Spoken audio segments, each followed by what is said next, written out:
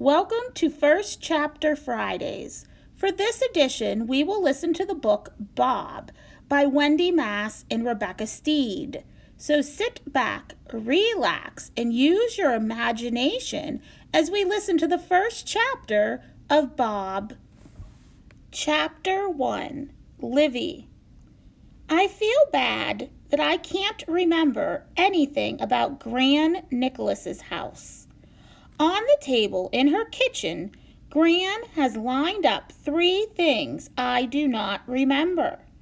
Number 1, a green stuffed elephant in overalls. Number 2, a net bag full of black chess pieces. Number 3, a clunky old tape recorder. You loved these things when you were here before, Gran Nicholas tells me. But I don't remember any of it. Not the horses? Gran Nicholas says, pointing out the window to a dusty yard. Maybe there were horses there once.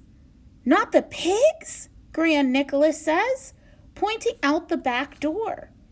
If I squint, I can make out some pigs behind a fence, but I don't remember them. Not this, she says, holding up the green stuffed elephant. When you were here before, you wouldn't let go of it. You carried it everywhere. You wouldn't let anyone get near it. But it's like I never laid eyes on that green stuffed elephant in my life. It could have been anyone's green stuffed elephant, and I would not have minded. Mom looked nervous. She wants me to remember, but it's her fault I don't. She brought me here for a month when I was 5 and didn't bring me back again until now, when I am practically 7. 10 and a half, almost. Of course I do remember Gran herself because we talk on the phone every week, and we write each other postcards. Gran tells me the news of Australia, and I tell her the news of Massachusetts. She came to visit us once for 2 weeks, but I don't remember one thing about her house. Actually, maybe I do remember one thing. I think I remember a wrong chicken. I remember chickens and one chicken that was different. One chicken was not like the other chickens, is what I remember. But standing here in the kitchen with everyone looking at me, I don't know how to ask Gran about that. I picked up the elephant. It's soft and floppy. I still don't remember it.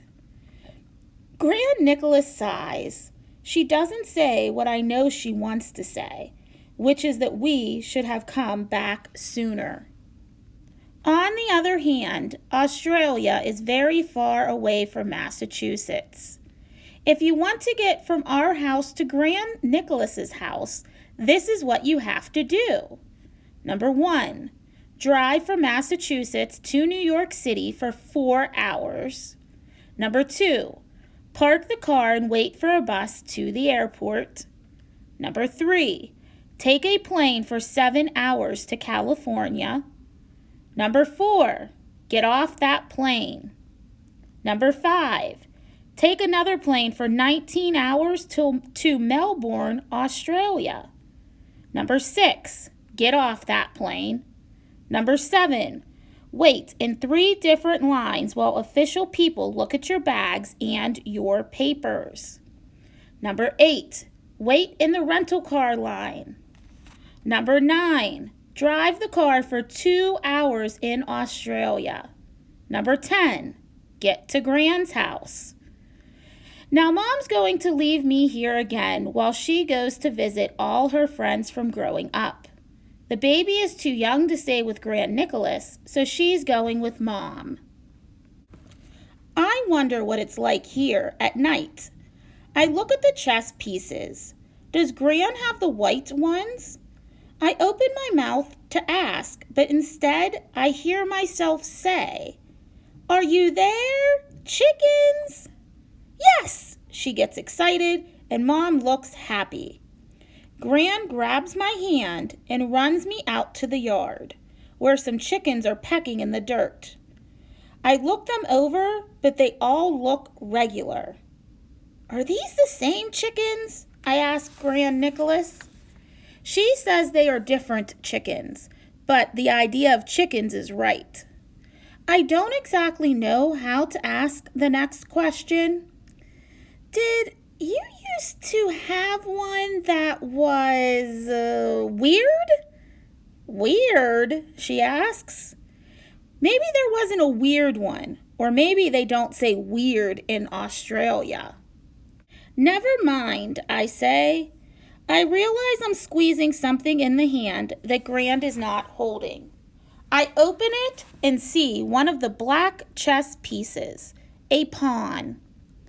Then, coming back into the house with Gran, I see Gran's back stairs. They have carpet on them, and I suddenly know that I have bumped down those stairs. Did I ever bump down those stairs? I asked Gran, pointing. Yes, she says. You loved bumping down those stairs. You had a name for it. A name for the stairs? No, for bumping down them. You called it something. I think she is right. I think I did call it something, but neither of us can remember what it was. Now that I've remembered the chickens and the stairs, Mom looks happier. Like maybe Gran won't think we stayed away too long after all. The baby starts doing some pre-crying in her baby seat. Dad and I invented the word pre-crying, which means the crying that comes right before the really loud crying. Mom isn't fussing with her because she wants me to know that this trip is about me having special time with Gran Nicholas, and not just for Gran to finally see the baby in real life. I heard Mom talking to Dad about it the day we left home. Mom said, I want Olivia to know that this trip is about her having special time with Gran, not just about the baby. And Dad said, I know, hon, you told me yesterday and this morning. Dad didn't come to Australia with us. He's at home, building a new room for the baby. He says it'll be ready when we get back. Then I sort of remember another thing. It's something about the second floor, but I'm not sure exactly what about the second floor it is. I'm still squeezing that black pawn. It feels good in my hand. Is there something about the second floor? I ask. Yes, Gran says. The second floor is where your room is, and your 4-poster bed. But what I remember about the second floor is not a big bed with a canopy.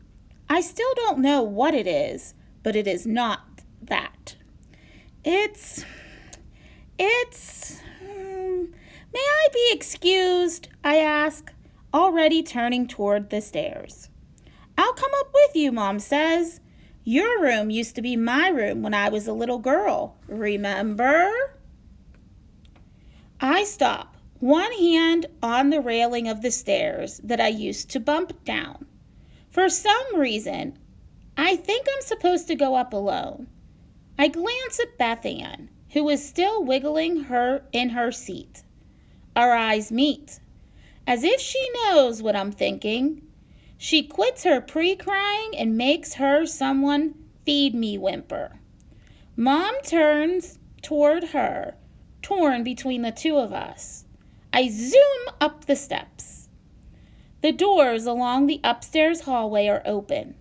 I peek into what must be Gran's room, where a patchwork quilt is pulled over the bed. I pass the bedroom, where soaps in the shapes of ducks and chicks pretend to march along the counter toward the sink. By the time I reach the last room, my room, I'm almost running. I'm not sure why. Then I see the closet. I still don't remember the bed or the bright pink curtains, But I remember this closet. It's small. The door seems like only half a door, and there can't be much room on the other side. I think I left something inside. Something really, really important. My hand reaches for the doorknob.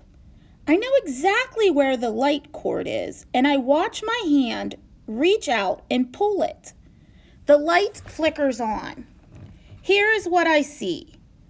Number 1, a high shelf jammed with shoe boxes and falling down stacks of old comic books.